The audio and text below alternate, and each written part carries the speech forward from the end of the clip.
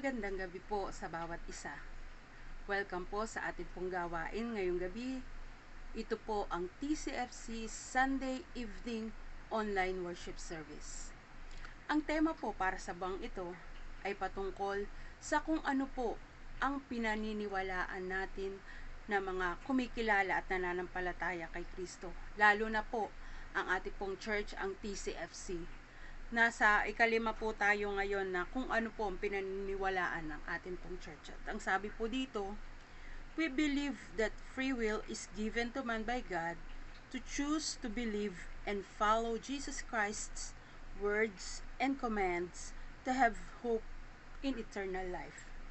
Ang TCFC ay naniniwala na ang free will o ang pagkakaroon ng kalayaang pumili o malayang kalooban ay ibinigay ng Diyos sa tao upang pumili na maniwala at sumunod sa mga salita at utos ni Hesukristo upang magkaroon ng pag-asa sa buhay na walang hanggan. At iyan po ang ating pong pag-aaralan ngayong gabi patungkol sa free will. At iyan po ay binigyan ko ng title na Our Choice Matters. So, bago po tayo dumako dyan, tayo po ay dudulog sa ating Panginoon sa pamamagitan ng ating panalangin. Purihin ka, luwalhatiin ka, aming Diyos na napakabuti.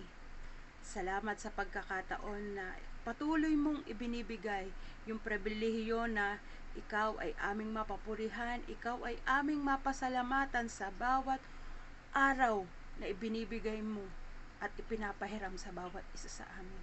Tunay na napakabuti mo, O Diyos. Ang iyong habag, ang iyong pag-ibig, ito po ay palaging sariwa sa bawat umaga, Panginoon. Kaya maraming salamat sa lahat ng bagay na ginagawa mo sa buhay namin, Panginoon. Lord, sa amin pong pagdulog sa iyong harapan sa mga oras na to. Ama, anuman pong karumihan, anuman pong kasalanan, anuman pong pagkukulang at pagsalansang na aming nagawa, na aming naisip, na aming ito po'y aming inimagine, Panginoon, sinabi, pinagbalakan, at ito po'y aming isinagawa. Ama, patawarin mo po kami, pakalinisin mo po kami, at muli i-restore mo po ang aming ugnayan sa iyo, Panginoon. At dahilan dito, Panginoon, ay maging malakas, maging malinaw ang tinig ng banal na spirito sa buhay ng bawat isa sa amin. Tinatanggap po namin, Panginoon, sa mga oras na to, ang kapatawaran na ibinigay mo sa amin. At patuloy, O Diyos, na sa iyong mga salita na mahayag, bigyan niyo po kami ng kaunawaan, bigyan niyo po kami, Panginoon, na maging malinaw yung iyong mga salita na amin pong pag-aaralan ngayong gabi. At dito po sa iyong mga salita kami kakadlo ng kalakasan, ng kagalakan, ng kapayapaan na kailangan po namin, Panginoon, sa aming buhay, lalo na po sa paglakad namin sa pananampalataya sa iyo. Tulungan mo po ang bawat isa, Panginoon, at sa iyong mga salita na mahayag, patuloy na ito po ay maging sandigan namin, maging patnubay namin sa buhay pananampalataya namin sa iyo, Panginoon. Kaya ikaw ang madakila, ikaw ang mapupurihan sa buhay ng bawat isang kumikilala at nananalig kay Kristo. Maraming salamat po, O Diyos. Ikaw lamang ang madakila, mapapurihan sa aming mga buhay. Ito po ang aming panalangin na may pasasalamat tanging kay Kristo Jesus lamang. Amen. Atin pong kunin ang ating mga Biblia at atin pong itong buklatin mula sa aklat ng Deuteronomy chapter 30 verses 15 to 20. At ito po'y sama-sama po nating basahin, mga kapatid. Ang sabi po dito, binibigyan ko kayo ngayon ng pagpipilian, buhay o kamatayan, kasaganahan o kahirapan. Verse 16, sapagkat sinusunod ninyo ang mga utos na ibinibigay ko sa inyo, ngayon mula kay Yahweh na inyong Diyos.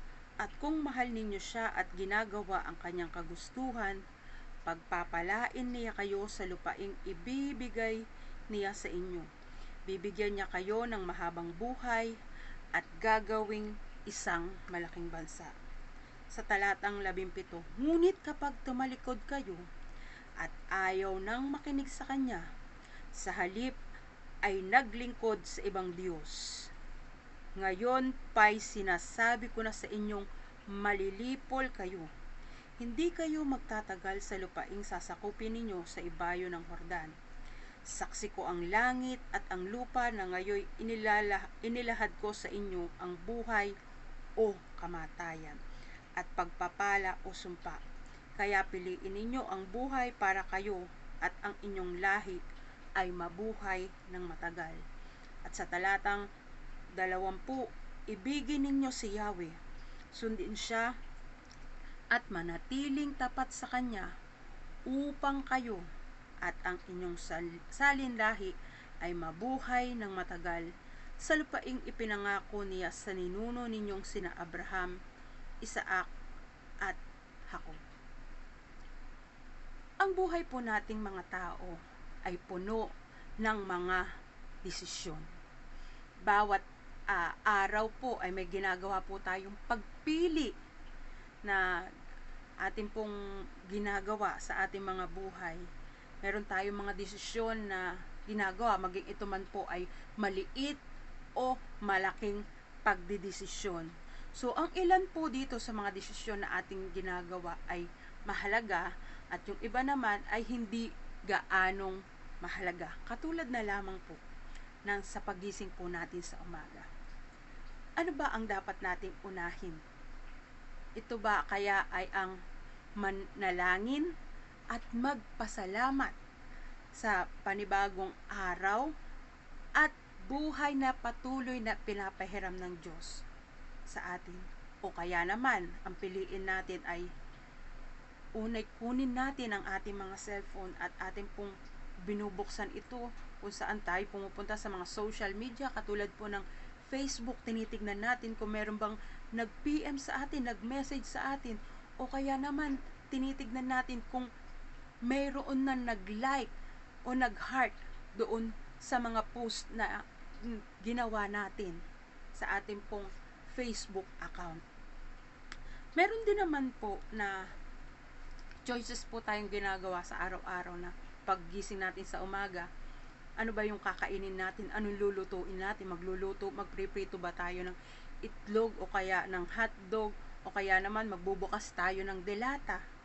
At kapag nakapag-decide na tayo doon kung alin ang pipiliin natin doon naman sa uri ng kanin na ating kakain, kung ito ba ay gusto natin maging fried rice o kaya bagong saing na kanin ang ating kakainin. Maging sa ating pong mga damit na sinusuot araw-araw, pumipili po tayo kung ano yung nababagay na damit na ating pong susuotin at nakadepende pa sa kung ano yung uri ng okasyon na ating pong pupuntahan. So dito po ipinapakita po na bawat sandali ay meron po tayong mga desisyon na atin pong ginagawa. So, at kung ano-ano pong mga pagpili, mga desisyon pa na ating ginagawa, maya't maya sa atin pong mga buhay. Sa bawat pagpili at desisyon po na atin pong mga ginagawa, ay may kaakibat po na consequences. At itong mga consequences na to ay maaaring makabuti o kaya ay makasama sa atin. Katulad na lamang po na kung pipiliin po natin na magtrabaho ng mabuti o ng mahinusay at tayo pagkatapos pa natin magtrabaho ay meron pa po tayong iba't ibang mga racket na ginagawa para po tayo ay magkaroon ng malaking pera, ay maganda po ang magiging resulta nito sa buhay natin. Tayo po ay magkakaroon ng maraming pera. Pero kung pipiliin po natin na tayo po ay magkaroon ng mabilisang pera, ay kung pipiliin natin na tayo po ay magnakaw o gumawa ng hindi tama o ng masama para lang tayo ay magkaroon ng pera. So, ang magiging resulta po nito o bunga nito ay kapahamakan. Dahil kapag nahuli ka na ikaw ay nagnakaw, dadaling ka sa presinto at doon ikaw ay makukulong. So, ipinapakita po dito na sa bawat desisyon, bawat pagpili po na ating ginagawa, maya't maya po ay may consequences na magaganap, na ito'y pwedeng makaapekto sa ating hinaharap o sa ating magiging kinabukasan. Kaya napakahalaga po na sa bawat pagpili, na sa bawat desisyon na ating pong ginagawa, ay ating pong alamin kung ano ba yung magiging bunga nito o magiging resulta nito sa bawat pagpili na ating mga gagawin. So, atin pong tignan ang atin pong teksto ngayong gabi. Balikan po natin siya. So, dito po ay sinasabi na napakahalaga po ng pagpili, sapagkat ang pagpili o free will ay regalo ng Diyos sa lahat ng tao. So, maya't maya may pagpili na ginagawa ang tao, at ang pagpiling ito ay kaloob ng Diyos sa mga tao. So, kung atin pong titignan ng ating teksto ngayong gabi, ang nagsasalita po dito ay walang iba kundi si Moises. At ang kausap niya po dito ay ang bayan ng Diyos, ang mga Israelita. Dito po ay ibinahagi ni Moises na mayroon dalawang kailangan na pagpilian ang bayan ng Diyos. Sabi po sa verse 15, binibigyan ko kayo ngayon ng pagpipilian, buhay o kamatayan, kasaganaan o kahirapan. So, yung buhay at kasaganaan, ito po yung obedience. At ang bunga po nitong pagsunod o obedience sa Diyos ay ang pagpapala ng Diyos. Makikita po natin to maya-maya.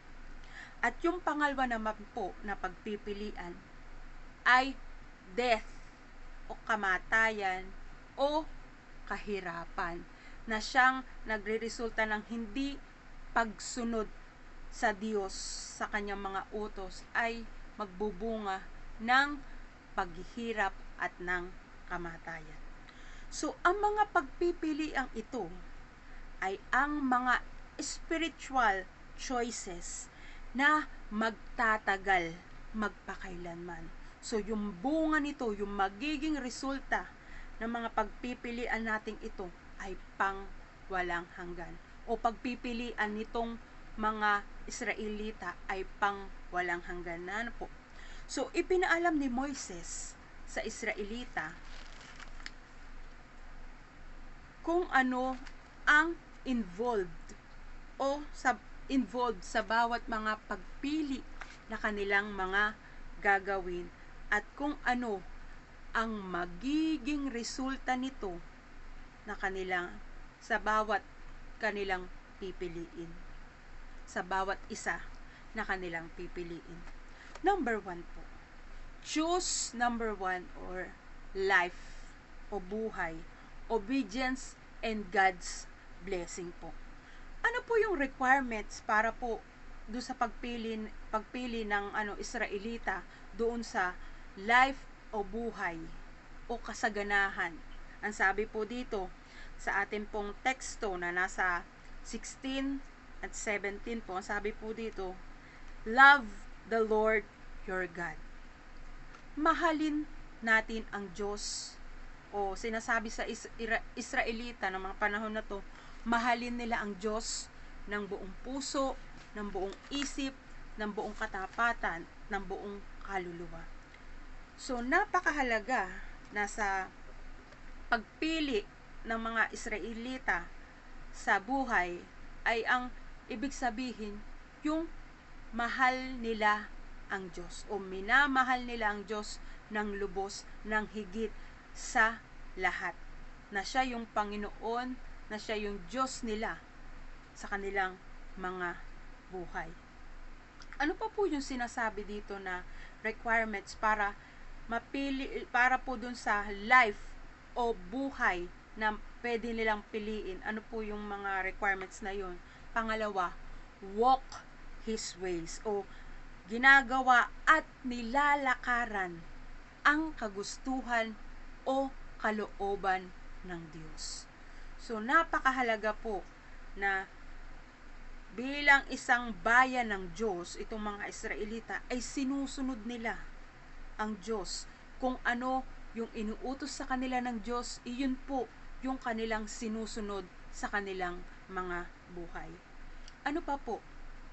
Sa letter C, keep His commands, decrees, and laws.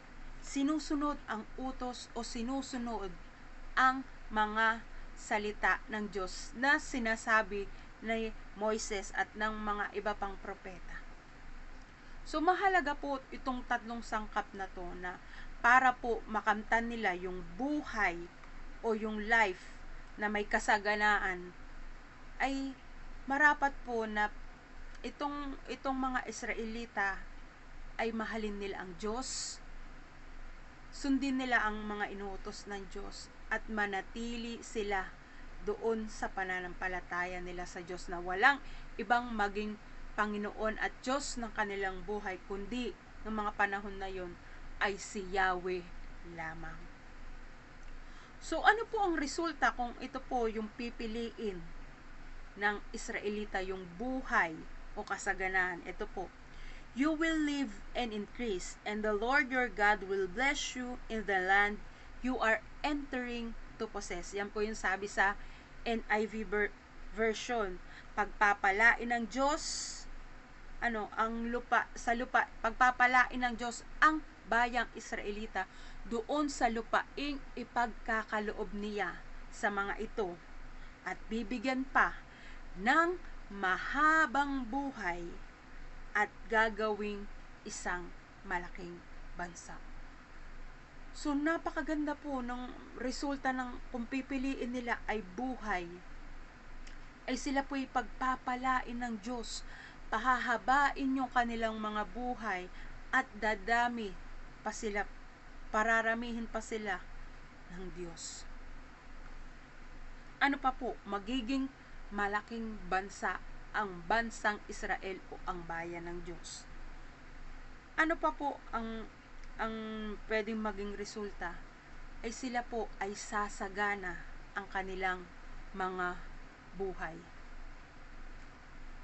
Napakahalaga po na dito po ay pinapakita po ni Moises na kapag pipiliin ng bansang Israel ang buhay, ay may mga requirements para makuha yung buhay na yun. At ang magiging resulta nito ay napakaganda. Sa kabilang banda naman po, yung isa pang pagpipilian, ito po yung choice number 2 o yung death o kamatayan o kahirapan.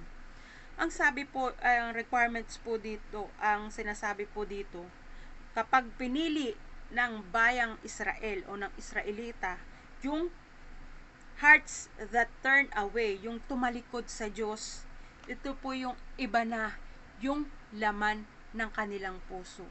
Hindi na po sila tapat sa Panginoon.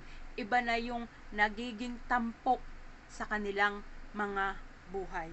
Ano pa? Not obedient. Ayaw sumunod sa Diyos at ayaw pakinggan yung mga iniuutos ng Diyos sa kanila. Ang gusto na nilang pakinggan ay walang iba, kundi ang kanilang mga sarili. Ano pa po? Kapag pinili nila yung death, sila po ay sumasamba. Sila po ay lumuluhod na sa ibang Diyos. Katulad po ni Baal. Ito na po yung magiging pangunahin na sa kanila. Ito na po yung sasambahin nila.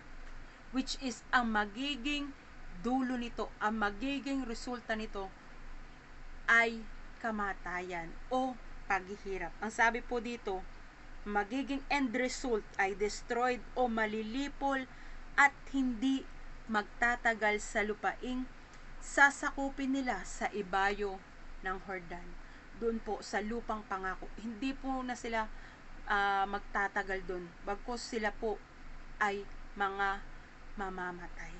Kung pipiliin po nila ay yung kamatayan o kahirapan, which is yung pagtalikod sa Diyos, yung hindi na susunod sa mga iniuutos ng Diyos. Sila ay lalabag na, sila ay susuway na sa mga ipinag-uutos ni Yahweh. So sa atin po, sa Israelita po, yun po yung kanilang pagpipilian. Na pero ang sabi po ni Moises sa 19 and 20, na ang nais niya ay ang piliin ng bayang Israel, ng bansang Israel, ng bayan ng Diyos, ay ang buhay. Ang manatili na kumikilala, manatili na sumasamba, manatili na umiibig, manatili na maging pangunahin sa buhay ng bayan ng Diyos ay walang iba kundi si Yahweh lamang. Ang sinusunod lamang nila ay walang iba kundi ang inuutos at sinasabi ni Yahweh. Sa atin po ngayon, bilang tayo po ay kumikilala at nananampalataya sa ating pong Panginoong Hesukristo, meron din po tayong dalawang bagay na pinagpipilian araw-araw sa ating mga buhay. At iyan po, una, ay walang iba kundi buhay at kamatayan din po. Pinapapili tayo ng Diyos sa pagitan ng buhay at ng kamatayan. So ano po ang pipiliin natin? When we choose life, o kung pipiliin po natin ay buhay, ito po ay nangangahulugan na tayo po ay may pananampalataya o mananampalataya, nananalig, tagasunod ni Kristo. At tayo po ay nakikipagrelasyon sa Kanya. Meron po tayong pakikipag-isa sa ating Panginoong Hesukristo. Sapagkat ang sabi po sa John 14:6, sa Juan 14, talatang 6, sumagot si Jesus, "Ako ang daan, ang katotohanan at ang buhay. Walang makapupunta sa Ama kundi sa pamamagitan ko." So malinaw po na sinasabi po dito sa Juan Kabanata 14, talatang 6, na walang ibang daan, walang ibang katotohanan at walang ibang buhay maliban kay Kristo lamang. Tanging si Jesus lamang ang buhay, ang katotohanan at siyang daan para po tayo ay makarating doon sa langit. Tanging si Kristo lamang po. So ang ibig sabihin po nito, Jesus as Savior equals life o buhay. Si Jesus bilang tagapagligtas ng buhay mo, ng lahat ng mga nananampalataya sa Kanya, ay buhay ang makakamit. Buhay ang kanilang makakamtan. So ano nga po ba ang mayroon kay Kristo? Dahil po sa ating pong Panginoong Hesukristo, una, pinatawad po ang lahat ng kasalanan ng tao. At doon sa pagpapatawad sa lahat ng kasalanan ng tao, ay ang tatanggap lamang po ng kapatawaran doon sa kasalanan ay walang iba kundi yung mga taong kikilala, mga taong mananampalataya, mga taong dadatnan ng Panginoong Hesus sa kanyang muling pagbabalik na may ugnayan, na may pananampalataya, na may pananalig tanging kay Hesukristo lamang. Wala nang iba pa. So, si Jesus po ang nagbayad ng ating kasalanan. At dahil dito, yung pong ating kasalanan ay pinatawad po ng Diyos sapagkat yung dugo ni Jesus, yung buhay ni Jesus ay tanging karapat-dapat at tama na alay bilang ikapapatawad ng kasalanan ng lahat ng mga nananalig kay Kristo. So siya lamang po ang karapat-dapat, yung dugo ni Jesus lamang, ang buhay ni Jesus lamang, ang siyang naging tanging karapat-dapat at tamang handog para yung kalooban ng Diyos ay mapalubag dahil sa kasalanan ng tao. So ano pa po ang mayroon kay Kristo? Dahil kay Kristo, hindi nakaaway ang tingin ng Diyos sa lahat ng mga nananampalataya kay Kristo, kundi ito'y itinuring na kaibigan. So di ba po, napakapalad po ng isang Kristiyano, ng isang tunay na tagasunod ni Kristo. Hindi nakaaway ang tingin sa kanya ng Diyos, kundi kaibigan na. At dahil kaibigan, nakakalapit na tayo sa Diyos. We can come boldly sa trono ng Diyos dahil po sa ginawa ni Kristo Jesus doon sa krus ng Kalbaryo. So ano pa po ang mayroon kay Kristo? Dahil kay Jesus ay may buhay na walang hanggan o mayroong eternal life in heaven kasama ng Diyos, kasama ni Kristo, at kasama ng banal na Espiritu. Ang sabi po sa pahayag Kabanata 21 mula talata 3 hanggang 4. Narinig ko ang isang malakas na tinig mula sa trono. Tingnan ninyo, ang tahanan ng Diyos ay nasa piling na ng mga tao. Maninirahan siyang kasama nila at sila'y magiging bayan niya. Makakapiling nilang palagi ang Diyos at siya ang magiging Diyos nila. 4. At papahiran niya ang bawat luha sa kanilang mga mata. Wala ng kamatayan, dalamhati, pagtangis at paghihirap, sapagkat lumipas na ang dating bagay. So dito po, kay Kristo, dahil kay Kristo, mayroong buhay na walang hanggan na naghihintay sa atin doon sa langit, kapiling ng Diyos, kapiling ni Kristo at kapiling ng banal na Espiritu. Di ba po, dapat nating purihin, karapat dapat na purihin, sambahin ang ating Diyos na makapangyarihan sa buhay natin. So iyon po lahat ang mayroon sa ating pong Panginoong Hesukristo. At hindi lang iyon, yung best part sa eternal life, doon sa buhay na walang hanggan, ay kasama natin ang Diyos. Di ba po? Napakasarap po noon na makakasama po natin ang Diyos doon sa langit, na kung saan, ang sabi po sa pahayag 21:3-4, wala ng pagtangis, wala ng pagluha, wala ng paghihirap, wala ng sakit, kundi ang gagawin na lamang po natin doon kasama ang Diyos ay siya'y ating pupurihin, ating sasambahin. At doon po, walang tigil ang ating pagpupuri, pagsamba, at meron po tayong fellowship sa ating pong Diyos na makapangyarihan sa lahat. Na nakarapat dapat sa ating mga papuri, karapat dapat sa ating mga pagsamba.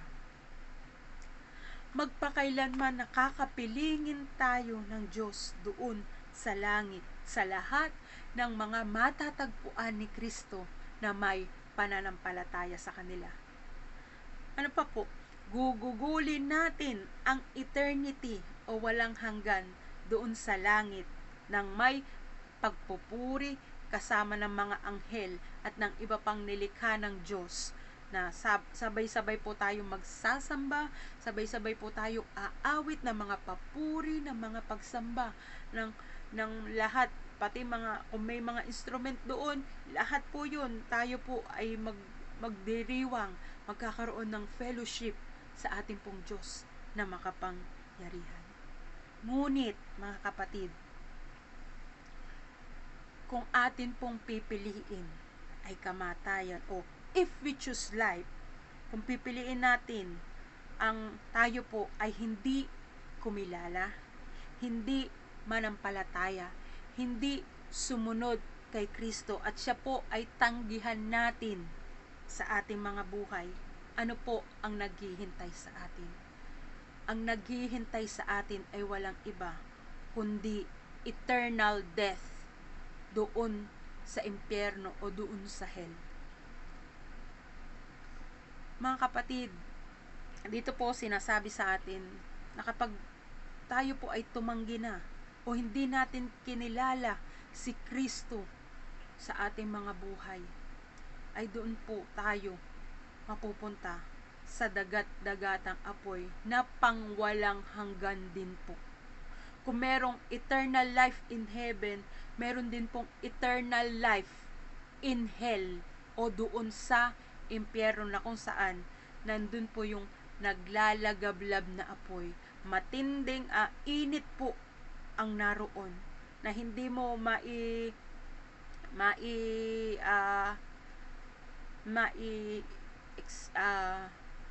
maikukumpara, na hindi mo talaga naihahambing sa kahit anong init na naranasan natin dito sa mundong ito. Kung iyon po yung pipiliin natin, kung tayo po ay tatalikod, kung tayo po ay hindi kikilala, kung hindi tayo mananampalataya kay Kristo.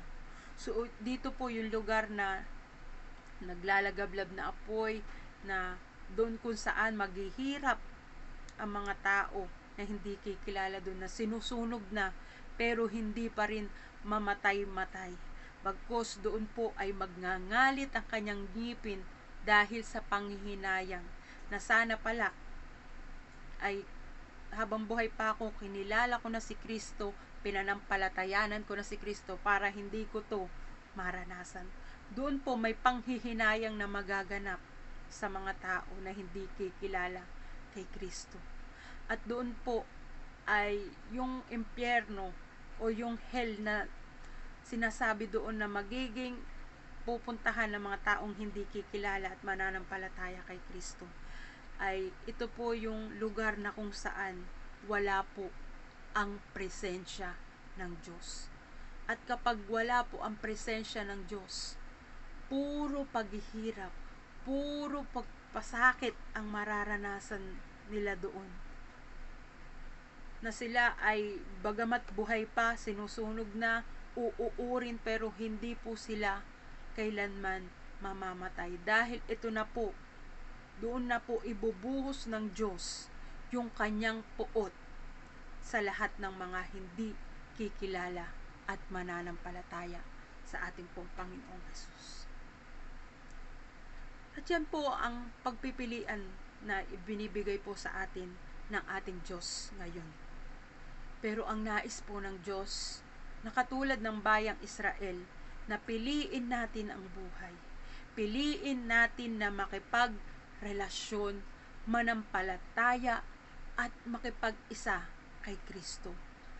At sa pagdidesisyon mong iyan, hindi lang po iyan one time, big time. Iyan po ay araw-araw nating pipiliin, araw-araw nating didesisyonan na tayo ay mananampalataya, na tayo ay kikilala sa ating pong Panginoong Hesukristo. Mga kapatid, napakahalaga po kung ano po yung ating pipiliin. Pero magagawa lamang pong piliin ng isang taong kumikilala at nananampalataya kay Kristo yung buhay, na piliin niya yung buhay, ay hindi po dahil sa sarili niyang lakas. Sa totoo lamang po, tayo pong mga tao ay lagi po ang gusto natin ay hiwalay sa Diyos. Tayo po ay bumubukod. Yung gusto ng Diyos, hindi po natin gusto. Iba po yung gusto natin kaysa sa gusto o nais ng Diyos sa buhay natin. Nais natin tayo po ay tumaliwas sa nais ng Diyos sa buhay natin. Ang gusto natin ay yung sarili nating kagustuhan ang maganap sa buhay natin. Na tayo po ay magpakasaya, ligaya lamang sa mundong ito. Pero hindi po yan ang nais ng Diyos sa atin. Ang nais ng Diyos sa atin ay tayo po ay manampalataya kay Kristo hanggang sa dulo at kawakasan ng ating mga buhay. Napiliin natin siya araw-araw, maya't maya sa ating mga buhay. Pero sabi ko nga po sa inyo, magagawa lamang piliin ng isang Kristiyano, ng isang nananalig kay Kristo, ang Panginoong Hesus, kung ito po ay sa pamamagitan lamang ng salita, sa pamamagitan lamang ng banal na spirito na nasa sa atin nang tayo ay makipag-isa kay Kristo. Ito po yung regalo ng Diyos sa lahat ng nakipag-isa kay Kristo, ay may banal na spirito na inilagay sa kanyang puso, sa kanyang buhay, upang ito yung maging patnubay, upang ito po yung maging gabay niya, mag-convict sa panahon na nagkakasala. At ito rin po yung banal na spirito na nagsasabi na humingi at ng tawad sa Diyos, lumapit at magpakumbaba sa Diyos, makipag-reconcile sa Diyos at humingi ng kapatawaran sa lahat ng mga nagawang kasalanan. So magagawa lamang po natin piliin ang Diyos sa pamamagitan pa rin ng tulong at paggabay ng banal na spirito. Kaya mga kapatid, paano po magiging malakas ang tinig ng banal na spirito sa buhay natin? Ito po ay sa pamamagitan lamang pa rin ng pagpapakain natin, kung paano natin pinapakain ang ating katawan ng mga pagkain pampisikal 5 beses sa isang araw. Masigit po na dapat natin pinapakain ang ating kaluluwa ng salita ng Diyos. Araw at gabi, binubulay-bulay natin ang salita ng Diyos. At habang bukas pa po ang salita ng Diyos sa mga oras na to, wag po tayong magbingi-bingihan.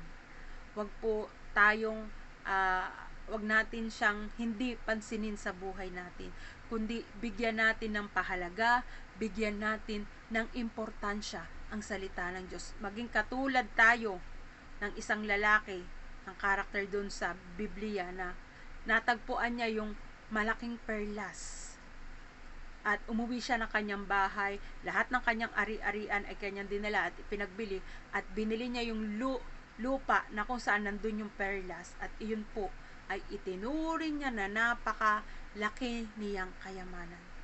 Maging kayamanan po natin ay walang iba kundi ang salita ng Diyos, sapagkat ang salita ng Diyos ang mananatili magpakailanman. Ang langit, ang lupa mapaparang, pero ang salita ng Diyos ay mananatili magpakailanman. Kaya ang nais po ng Diyos, mga kapatid, piliin natin ay buhay na ibig sabihin, piliin natin si Kristo araw-araw sa ating mga buhay. Maging priority natin ang Diyos at ang kanyang mga salita sa ating mga buhay. Yan po ang nais ng Diyos sa atin. Salamat po, Diyos, na pinaalala mo sa amin na napakahalaga na sa bawat pagpili na amin pong gagawin, lalo na po kung ito po'y patungkol sa aming pananampalataya sa iyo, Panginoon. Tulungan mo kami, O Diyos, na mapili ka namin maya't maya sa aming mga buhay. Hindi po namin ito magagawa sa sarili naming lakas, kundi ito'y galing pa rin sa tulong mo sa pamagitan ng banal na spirito. Tulungan mo kami, Panginoon, na palagi na kapag nagpapaalala ng banal na spirito sa amin, ito po'y amin ang pakinggan, ito'y amin ang sundin sa aming mga buhay, upang manatiling malakas ang tinig ng banal na spirito sa buhay ng bawat isang nananampalataya kay Kristo. Lord, salamat sapagkat hindi mo kami hinahayaan na mapalayo sa iyo. May banal na spirito na nagpapaalala sa amin na piliin namin ang iyong kalooban sa buhay namin. Tulungan kami palagi ng banal na spirito na ang pakinggan ay ang kanyang tinig sa buhay namin, at hindi yung sarili naming tinig, yung sarili naming kagustuhan ang masunod namin, Panginoon, kundi tulungan mo kami na masunod namin ang kalooban mo sa buhay ng bawat isa sa amin. Salamat po sa iyo, Panginoon, sa iyong mga salita na nahayag na patuloy mong ipinapaalala sa amin na napakahalaga ng pagpili. Ano man po ang aming piliin, Panginoon, tulungan mo kami na yung mapili namin ay walang iba kundi ang kalooban mo sa buhay namin. At habang naririnig pa namin ang tinig ng Banal na Espiritu, kami na'y makinig at sumunod sa sinasabi ng Banal na Espiritu. Upang mapili namin ay walang iba kundi ang kalooban mo, yung buhay na naghihintay sa amin doon sa langit na makakapiling mo kami sa pangwalang hanggan. Salamat po, O Diyos, patuloy na ikaw ang madakila at mapapurihan sa aming mga buhay, at amin pong itinataas sa iyo, Panginoon, ang aming mga kapatiran na mga may prayer requests na nasa amin pong mga GC. Lord, ikaw po nakakaalam, nakababatid kung ano po ang mas makabubuti para sa kanila. Ang tanging hiling po namin, bigyan niyo po sila ng kapayapaan, ng kagalakan, at ang buhay na pag-asa ay tanging sa inyo lamang po nila makita at maibigay, Panginoon, sapagkat ikaw talaga ang higit at tunay na buhay na pag-asa namin, Panginoon. Dahil sa iyo, Panginoon, ay meron kaming buhay na walang hanggan. Ang gawin lang namin, kami patuloy na kumilala, manampalataya sa iyo. Patuloy mo po sila, Panginoon, na bigyan ng palakasin ang Banal na Espiritu sa buhay ng bawat isa sa amin. Bigyan ng kaginhawaan yung kanilang mga katawan na may sakit, Panginoon, kapayapaan, kagalakan na nagmumula sa iyo ang aming pong hiling. At patuloy, Lord, sa amin pong TCFC building na kung ano man pa po ang mga pangangailangan ng aming pong church upang ito po ay magamit na namin ng nararapat at maging maayos po, Panginoon, yung turnover nito sa amin. Lord, sa iyo po namin ito itinataas. Walang imposible sa iyo. Lahat ng bagay ay kaya mo papangyarihin. Tanging ang kalooban mo ang masunod at maganap sa buhay at sa amin pong church, Panginoon. Maging ang amin pong mga pastor, lalo na po sa pangunguna ni Pastor Boy, patuloy po, Panginoon, na samahan mo po sila, Panginoon. Ingatan, gabayan, bigyan niyo po ng wisdom, ng knowledge, at patuloy na sila po ay pagkalooban mo ng yung mga salita na siyang magiging gabay nila sa kanilang mga buhay. Patuloy na gamitin sila, Panginoon, para po lalo pang maraming mga tao ang maabot ng iyong mga salita. Kanilang mga buhay, pagpalain mo, Panginoon, 10 ng kanilang mga mahal sa buhay. Ingatan, gabayan, at patuloy, Panginoon, na palakasin ang kanilang mga pananampalataya. Maging, Panginoon, ang mga cell group, mga Bible study centers, sa Baras, sa Pililya, sa Tanay, Panginoon, dalangin namin, patuloy mong palakasin ang aming cell group, ang aming mga Bible study ng iyong mga salita, Panginoon. Patuloy na ito yung maging sentro, maging pangunahin sa buhay ng bawat mga umaattend dito. At patuloy, Panginoon, na makita sa buhay ng bawat isa sa amin na ikaw yung Diyos na sa amin po ay pumapatnubay, sa amin ay gumagabay. Salamat po muli, at patuloy din po na pinagpapasalamat po namin ang buhay ni Pastor Ramira na siyang, Panginoon, ay ginamit mo upang ang iyong mga salita ay lumaganap, at marami po nakakilala sa iyo sa pamagitan din po ni Pastor Ramira. Salamat po sa buhay na ipinagkaloob niyo sa kanya. Dalangin namin, Panginoon, sa mga pamilya na naiwan niya, kapayapaan, kagalakan, comfort sa panahon po ngayon na sila po ay nagdadalamhati. Ang pagsama mo, pangunguna mo, pag-iingat mo, Panginoon, ay patuloy na maranasan ng pamilyang ito, at patuloy na pagbuklurin mo ng iyong pag-ibig, ng iyong pagmamahal. Salamat po, at sa buong isang linggo na lilipas, patuloy, O Diyos, na kami po ay inyong samahan, ingatan, gabayan, at ang kalooban mo ang masunod at maganap sa buhay namin. Salamat pong muli, Panginoon. Ito po ang aming papuri, pasasalamat sa iyo. Tanging kay Kristo Jesus lamang. Ang lahat po ay magsabi ng Amen. Amen po. Maraming salamat po sa inyo sa pakikinig ngayong gabi. Pagpalain po kayo ng ating Diyos na buhay.